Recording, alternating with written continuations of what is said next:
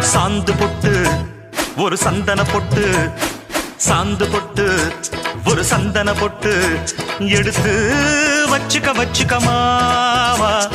பூ முடிச்சு ஒரு சேலைய கட்டு, இனி நீ வெட்டிய கட்டிக்கலாமா.